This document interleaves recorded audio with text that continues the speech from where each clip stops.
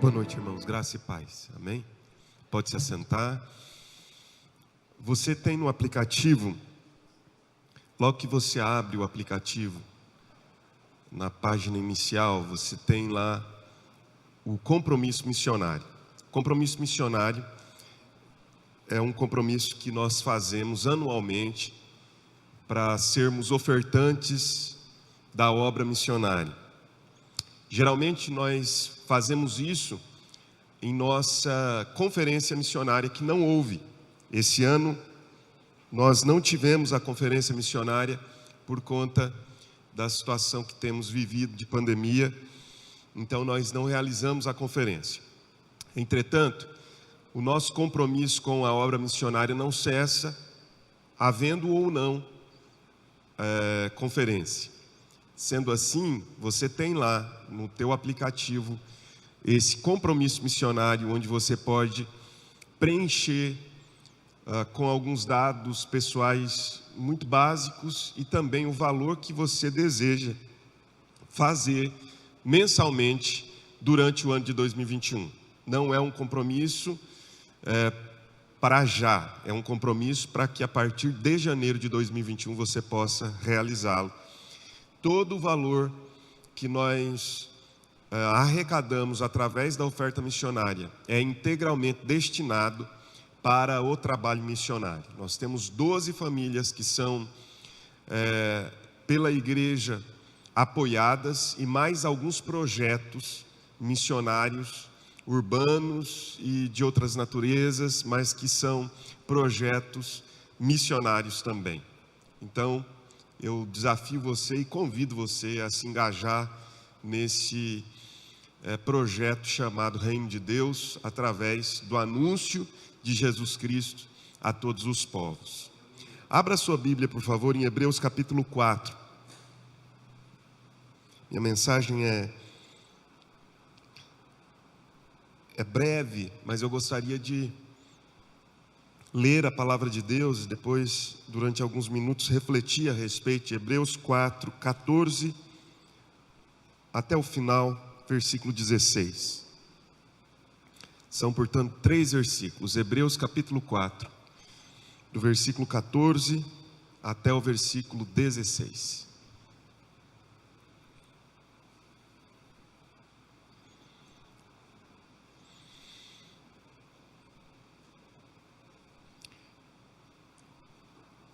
Nós vamos ler esse texto, mas deixa eu situar você sobre a doutrina que eu gostaria de compartilhar um pouco, que é uma doutrina bíblica e basicamente muito concentrada na carta aos Hebreus, que é sobre o sumo sacerdócio de Cristo, a doutrina de Cristo como nosso sumo sacerdote ou o sacerdócio de Cristo.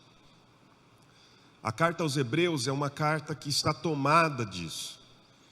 São breves relatos, mas também são relatos mais concentrados, como esse que nós vamos ler. Para te situar, eu queria que você fosse até o capítulo 2. Eu sei que eu pedi já para você abrir, mas deixa eu fazer isso de uma maneira muito simples aqui. Hebreus 2,17, você tem uma primeira menção sobre o sumo sacerdócio de Cristo, que diz assim: por isso mesmo era necessário que em todas as coisas ele se tornasse semelhante aos irmãos. Olha que coisa interessante. Cristo precisava se tornar semelhante a nós. Ou seja, Cristo assumiu a sua humanidade, a encarnação. Nós estamos passando pelo tempo do Advento. E o Advento é o momento em que nós trazemos à memória a doutrina da encarnação de Cristo, a humanidade dele. E olha o que o texto diz. Diz que Cristo se tornou semelhante a nós, semelhante aos irmãos. Para o quê? Para ser misericordioso e fiel, sumo sacerdote. Ou seja, a humanidade de Cristo, a sua experiência enquanto ser humano, fez com que ele experimentasse também a condição de ser sacerdote, sumo sacerdote. Daqui a pouco nós falamos um pouquinho mais sobre a função do sumo sacerdote. Se você for um pouquinho adiante, no capítulo de número 5, você vai ver logo no versículo 1, mais uma menção, ó. Cada sumo sacerdote, sendo escolhido dentre os homens, é constituído nas coisas relacionadas com Deus, a favor dos homens, para oferecer dons e sacrifícios pelos pecados. Aí no versículo 5 diz: assim também Cristo não glorificou a si mesmo para se tornar sumo sacerdote. Ou seja, o sacerdote era escolhido dentre os homens, mas Cristo, não sendo apenas homem, ele não foi glorificado por si mesmo, ele não se habilitou por si mesmo, mas ele foi colocado nessa função por Deus. Olha o versículo 10. E Deus o nomeou sumo sacerdote segundo a ordem de Melquisedeque. Essa é uma informação importantíssima, porque o sumo sacerdote, ele era de uma outra linhagem. O sumo sacerdote era da linhagem de Levi. Ele era um levita. Ele vinha da família de Arão. E isso, para o autor aos Hebreus, era necessário explicar, porque qualquer um poderia questioná-lo dizendo assim: mas como que Jesus pode ser sumo sacerdote se a tribo que ele é originário é de Judá? E da tribo de Judá vêm os reis. E o interessante é que o autor aos Hebreus vai dizer: sim, ele é rei, porque ele vem da tribo de Judá, mas ele é sacerdote porque a origem do seu sacerdote do seu sacerdócio é de uma linhagem diferente. A linhagem dele é de acordo com a linhagem de Melquisedeque. Quem é esse Melquisedeque? Melquisedeque foi o sacerdote que apareceu abruptamente na história bíblica e recebeu o dízimo de Abraão, antes da lei, para dizer que o sumo sacerdócio de Cristo não tem a ver com os ritos da lei, porque a lei era uma aliança que se tornou antiquada, segundo Hebreus, e aquilo que vai se tornando antiquado está prestes a desaparecer. Não sou eu quem estou dizendo isso, Hebreus diz, o autor aos Hebreus, está prestes a desaparecer. Agora observe, essa informação de que a linhagem de Cristo é uma linhagem segundo a ordem de Melquisedeque é fundamental para nós entendermos que Cristo é tanto rei da linhagem de Judá quanto sacerdote da linhagem de Melquisedeque. Esse sumo sacerdote que apareceu e recebeu o dízimo de Abraão e também ministrou um tipo de ceia ali, prefigurando aquilo que Cristo realizaria. Se você continuar a leitura bíblica, capítulo 6, o versículo 20, olha o que diz: onde Jesus, como precursor, entrou por nós, num santuário celestial, não num santuário terreno, ele está dizendo. Cristo, como precursor, entrou por nós nesse santuário celestial, tendo se tornado o quê? Diga, sumo sacerdote. Para sempre, segundo a ordem de Melquisedeque. Mais uma vez, segundo a ordem de Melquisedeque. Aí no capítulo 8, você tem no versículo 1 mais uma referência, ó. Ora, o essencial das coisas que estamos dizendo é que temos tal sumo sacerdote que se assentou diante do trono da majestade nos céus. Nós temos um sumo sacerdote, diz o texto, e esse sumo sacerdócio vem de Cristo. Existem outros textos em Hebreus. A doutrina do sumo sacerdócio de Cristo está ali presente, muito presente. Eu poderia ler mais 3 ou 4 textos, mas eu não vou fazer isso para a gente ganhar um pouquinho de tempo. Essa doutrina do sumo sacerdócio de Cristo não está em Hebreus por acaso. Na verdade, o que o autor aos Hebreus está fazendo é uma atitude altamente subversiva. Escrever sobre o sumo sacerdócio de Cristo é uma atitude subversiva. E eu vou dizer por quê.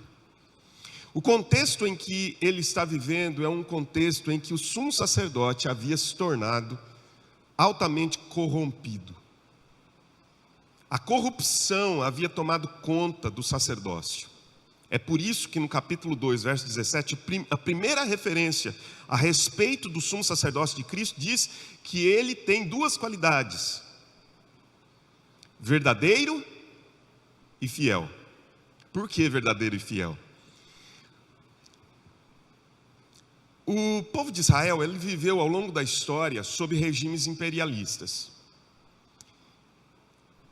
Ele foi subjugado pelo Império Persa, foi subjugado pelo Império Babilônico, se pensarmos no Reino do Sul e do Norte. Depois foi subjugado pelo Império Grego. E por fim estão agora subjugados pelo Império Romano. De uma maneira geral, esse povo viveu sob regimes imperialistas. A leitura bíblica não pode desconsiderar isso, jamais. Quando você lê as Escrituras, você lê um texto que fala-nos a respeito de um povo que está subjugado debaixo de regimes imperialistas. E aqui em Hebreus, o império que domina é o Império Romano. Ao longo da história, o povo de Israel foi perdendo a sua identidade de natureza política, porque sempre um império reinava sobre eles, os subjugava e os fazia escravos. E quando um império reina sobre outra nação, ela perde a sua identidade política. Mas o povo de Israel jamais perdeu a sua identidade religiosa. Entretanto, ao longo da história, essa identidade religiosa, ela foi perdendo o seu vigor, e aqueles que eram sumos sacerdotes deixaram de cumprir uma tarefa de natureza espiritual para cumprir uma tarefa muito mais de natureza política. Porque preste atenção aqui por favor, a única função que possuía qualidade de autoridade nessa situação que eles viviam, de regimes imperialistas que os subjugavam, era o sumo sacerdote. Era a única função de autoridade que aquele povo possuía. Se você prestar atenção, quem julga Jesus? Aonde é que Jesus vai ser julgado? Na casa do sumo sacerdote. E é até interessante que é Anás e Caifás. Eu não vou entrar nesses detalhes, senão a gente vai ficar horas aqui falando sobre essas questões, mas haviam 2 sumos sacerdotes nessa época, Anás e Caifás. E Jesus é julgado lá, por quê? Porque o sumo sacerdote havia tomado uma função absolutamente política. E o sumo sacerdote, ele não mais era de uma linhagem, que era a linhagem de Arão. As coisas o trilho havia sido perdido de tal forma que a função de sumo sacerdote era comprada.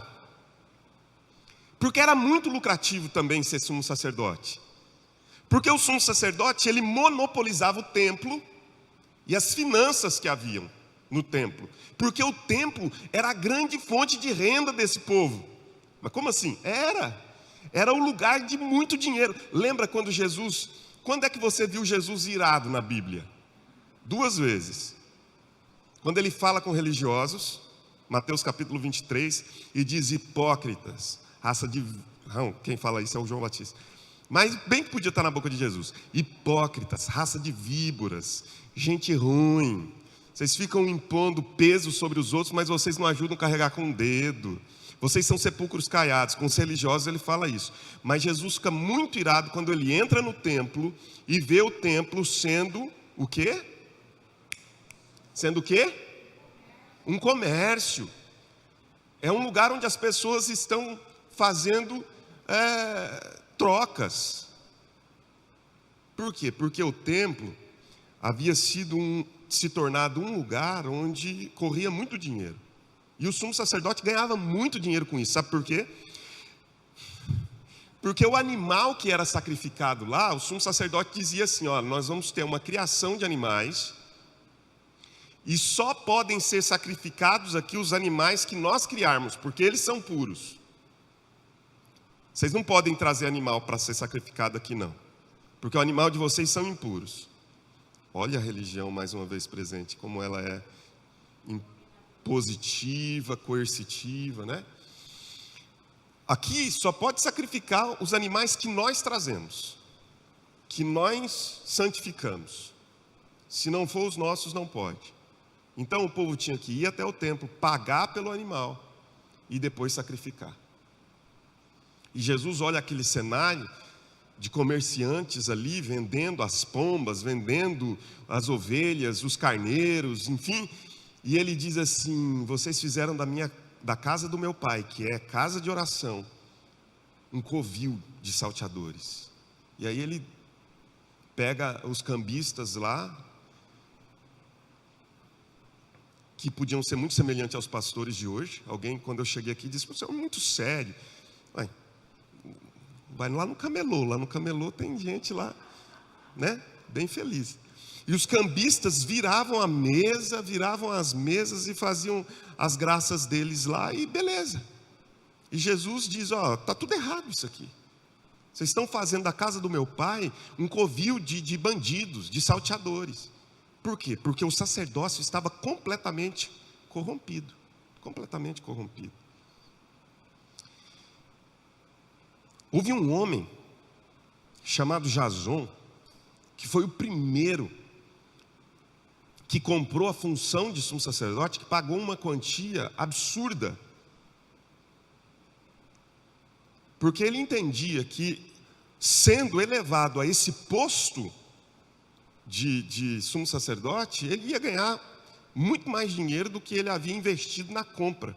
E de lá para cá, isso aconteceu 2 séculos antes de Cristo, e de lá para cá, tudo foi sendo feito assim, dessa natureza, sendo comprado, o sumo sacerdócio sendo comprado.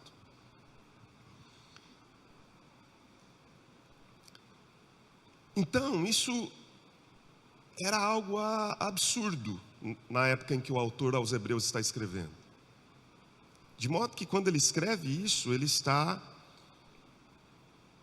sendo altamente subversivo. Ele está dizendo: olha, o sacerdócio que está aí é um sacerdócio corrompido, inautêntico, é um sacerdócio não genuíno, Deus não aprova, está tudo errado, Deus não está nessa linhagem, porque ele tem uma linhagem mais elevada, mais santa, que é a segunda ordem de Melquisedeque, e o único que cumpre essa linhagem é Jesus, o nosso sumo sacerdote.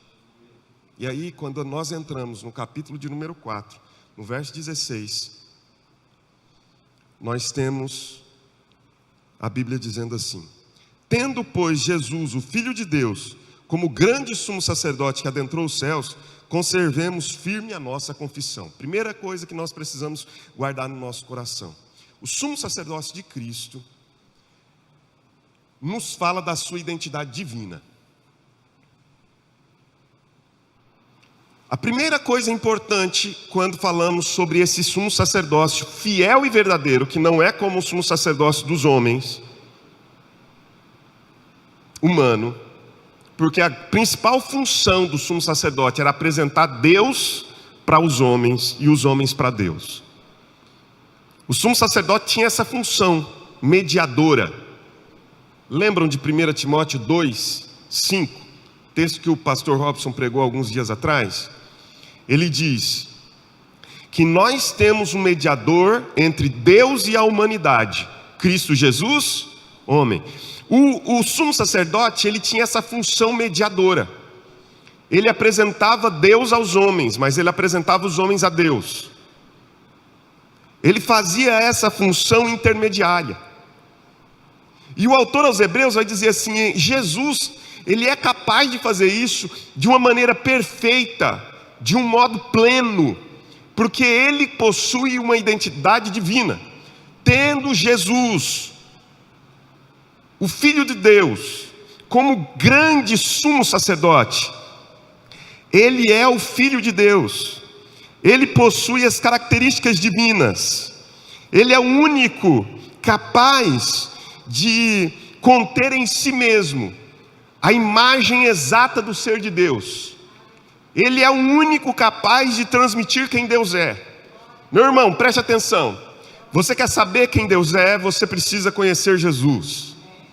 Você não pode ler as Escrituras não possuindo essa chave de leitura que abre todas as portas, muitas delas que nos parecem trancafiadas a 7 chaves e com cadeados. A única chave de leitura bíblica sobretudo do Antigo Testamento, que faz com que nós o entendamos em toda a sua plenitude, é quando nós chegamos junto a essa porta, que parece trancafiada, com uma chave chamada Jesus Cristo. Se você não conseguir ler o Antigo Testamento e ver o rosto de Deus a partir dos traços de Cristo, você nunca vai entender o Antigo Testamento. Ele vai ser para você um peso, uma angústia, vai ser apenas legalismo. Porque Jesus, Ele é o rosto de Deus. Ele é o rosto claro, pleno de Deus. Então, quando nós lemos os evangelhos e identificamos as ações, as palavras, os gestos, os acolhimentos, ou a ira. Porque quando a gente lê o Antigo Testamento, uma das coisas que mexem mais com aqueles que estão mais suscetíveis a esses movimentos irados de Deus, eu, por exemplo, sou um deles. Quando eu leio o Antigo Testamento e vejo Deus irado, aquilo já mexe comigo. Mas aí eu vou com a chave de leitura chamada Jesus Cristo. Porque a revelação progressiva me ensinou a entender que o Deus do Antigo Testamento só pode ser compreendido se eu olhar Jesus Cristo. Porque Jesus Cristo é a imagem exata do ser de Deus, segundo Hebreus capítulo 1, verso 3. Imagem exata do ser de Deus. Aí aquele Deus lá do Antigo Testamento, ele começa a fazer sentido para mim. Porque eu vejo que ao longo da história, ele quis se revelar. E ele o fez de maneira progressiva, até chegar em Jesus, que é a plenitude dos tempos. E talvez poderíamos dizer que é a plenitude da revelação, a imagem exata do ser de Deus. Hebreus 1 diz que antigamente Deus falou de muitas formas e muitas maneiras aos pais pelos profetas, mas nesses últimos dias Ele nos tem falado por seu Filho Jesus Cristo, porque o Verbo se fez carne e habitou entre nós, cheio de graça e de verdade, e vimos a sua glória, a glória como do unigênito do Pai.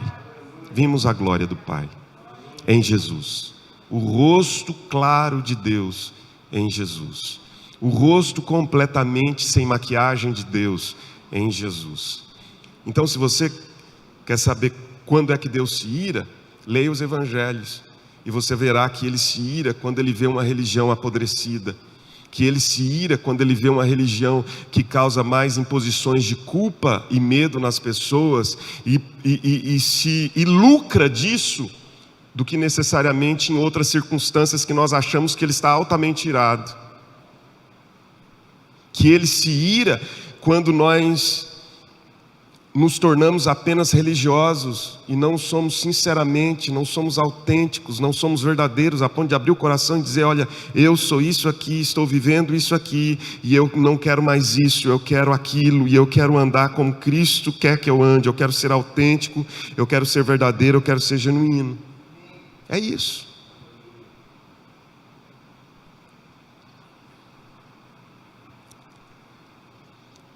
A identidade divina de Jesus faz com que Ele consiga ser o sumo sacerdote perfeito, verdadeiro e fiel. Mas não só isso. Se você vai para o verso seguinte, verso de número 15, que diz assim: porque não temos sumo sacerdote que não possa se compadecer das nossas fraquezas, pelo contrário, Ele foi tentado em todas as coisas à nossa semelhança, mas sem pecado. O que isso nos fala? De Cristo e a sua identidade humana. O verso de número 14 nos fala da sua identidade divina, o Filho de Deus. O Filho de Deus que é sumo sacerdote, com todas as características divinas.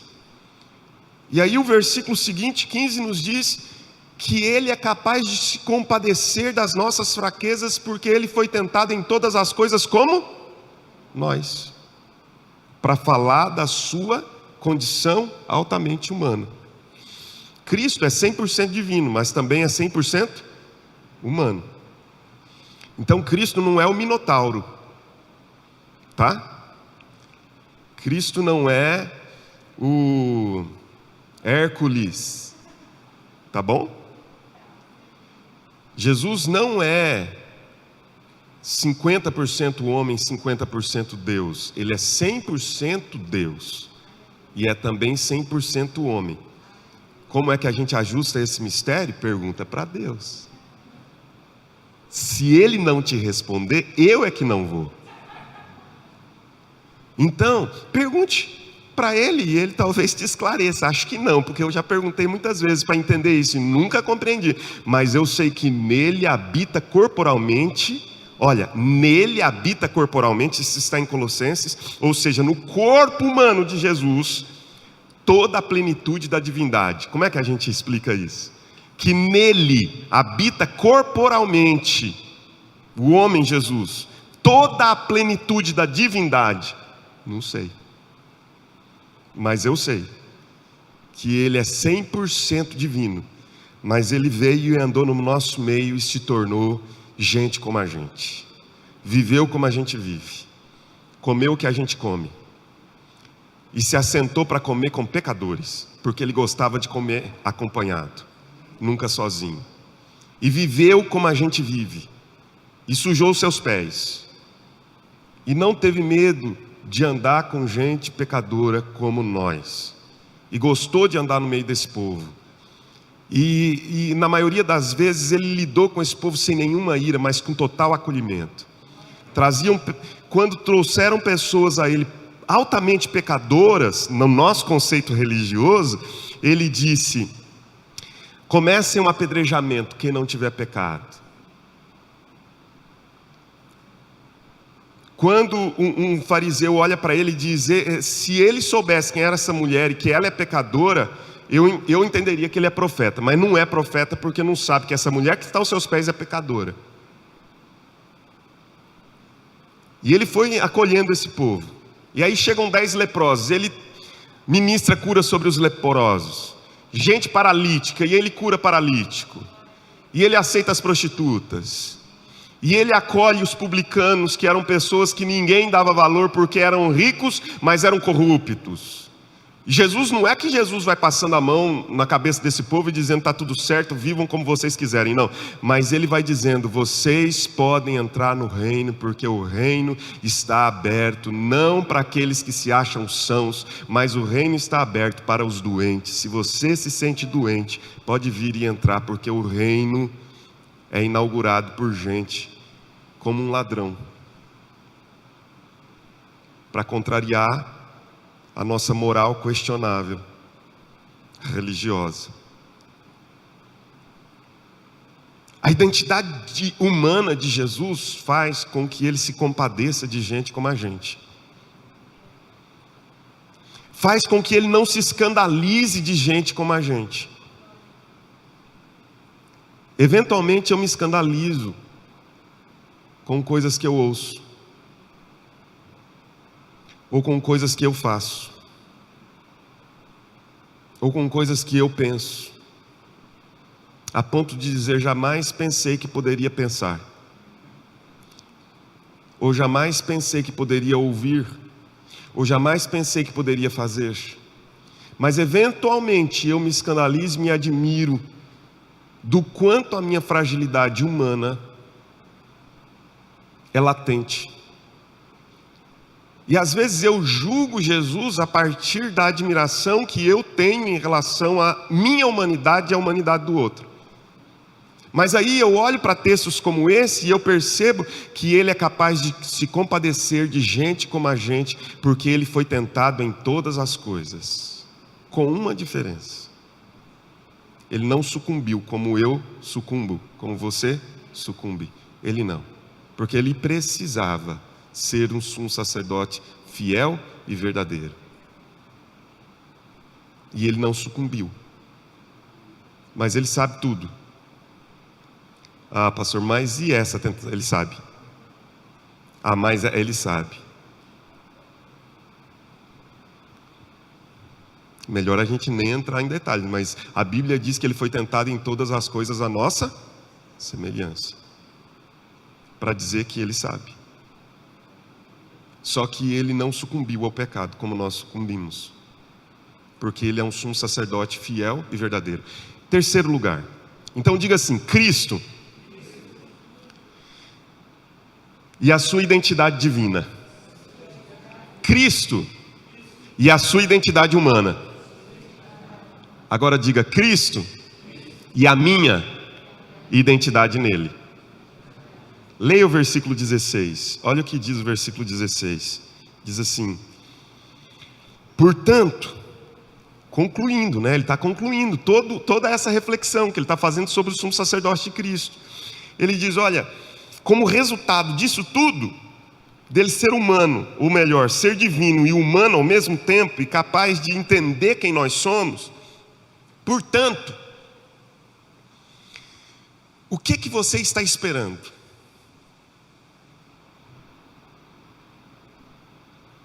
Em outras palavras, o autor aos Hebreus está dizendo assim: o que você está esperando? Aproxime-se, achegue-se já. Pare de protocolos, pare de mecanicismos, abandone os ritos, deixe de lado as liturgias, abandone tudo isso que de alguma maneira se tornou um entrave entre você e Deus. Esqueça os mediadores humanos. Vá direto à fonte onde existe vida, onde existe água pura, onde existe preenchimento, onde existe plenitude. Esqueça todas as coisas que disseram, o que a religião disse para você. Esqueça todas as coisas que a religião te disse, a ponto de dizer que era impossível chegar até onde Deus estava, ou está, porque a religião pregou isso para nós, que era impossível nos aproximarmos de Deus. Ela queria ser a mediadora, a religião queria ser a substituta, não conseguiu, porque a Bíblia nos diz assim, que ninguém jamais viu a Deus, mas Jesus Cristo de Nazaré foi quem o revelou a nós. Então ele se revela a nós, gente. Meus irmãos, acheguem-se. Pode ir, mas você. Mas como? Nessa condição, pode ir até ele, pode se aproximar. Achegue-se, aproxime-se. Como que a gente deve se aproximar? Cheio de temores e medos? A Bíblia diz que nós devemos nos aproximar com confiança, confiadamente, com confiança. Por quê? Porque ele também é um rei. Lembra que eu te falei? Das duas ideias que o autor aos Hebreus precisa aliar e que era difícil. Então ele entende, não, é claro que ele é sumo sacerdote, porque ele é da ordem de Melquisedeque, mas ele também é rei, vindo de Judá. Por que eu estou falando isso? Porque a Bíblia diz que a gente se achega junto ao trono. Quando uma pessoa se achegava junto a um trono de um rei, ele esperava a aprovação do rei. O cetro estendido indicava que ele podia se aproximar. Lembra da rainha Esther? Quando ela diz assim: eu vou diante do rei para interceder pelo meu povo. Mas ela é rainha, não importa. O texto diz que ela está tão amedrontada que ela diz assim: se perecer, pereci. Se eu for e o rei não estender o seu cetro, eu estou destinado à morte. Meu irmão, louvado seja Deus por Jesus Cristo, porque o trono está habitado, e o trono não é um trono de juízo, é um trono de graça. Quando nós nos achegamos com confiança por meio de Jesus, não pelos méritos, porque se você for pelos méritos, espere justiça. Eu não quero justiça. Eu estou falando com Deus. Eu não quero justiça, Senhor. Eu quero graça e misericórdia para socorro em ocasião oportuna, porque esse trono é trono de graça. Eu me aproximo como estou. Não quero permanecer como sou, mas eu me aproximo como estou e digo: aqui estou, diante do trono da graça do Senhor. Aqui estou para receber graça e misericórdia para socorro em ocasião oportuna. Aleluia.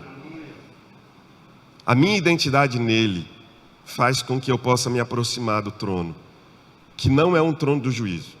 Todas as vezes que eu me aproximo do trono de Deus,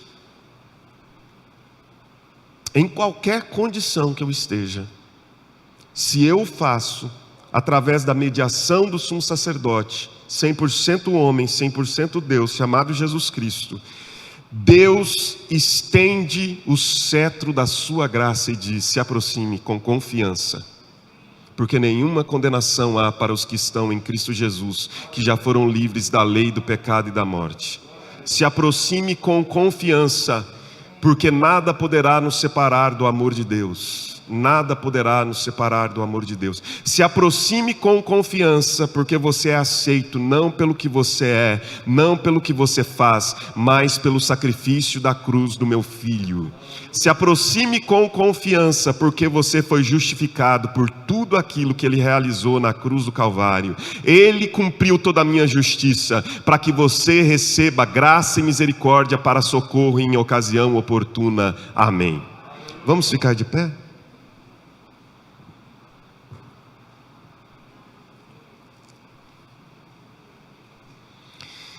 Deus bondoso, nós entregamos diante do Senhor esta noite, entregamos diante do Senhor esse tempo tão bendito, tão abençoado que foi, ó Deus, esse culto em que nós recebemos irmãos em Cristo, em que nós fomos edificados pelas canções, alimentados pela ceia do Senhor.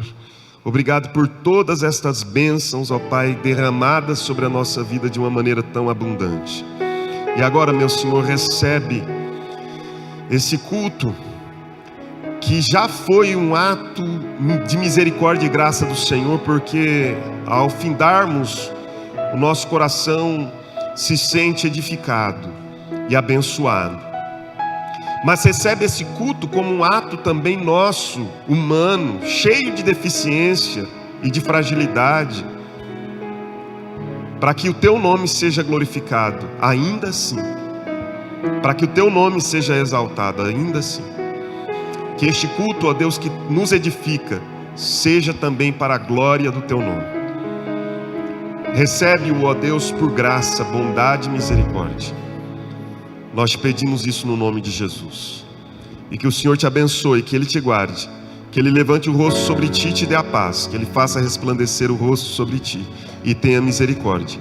Que a graça do nosso Senhor e Salvador Jesus Cristo, o amor de Deus, o nosso Pai, e a comunhão, o consolo, a unção do Espírito sejam sobre a sua vida agora e para sempre. Amém.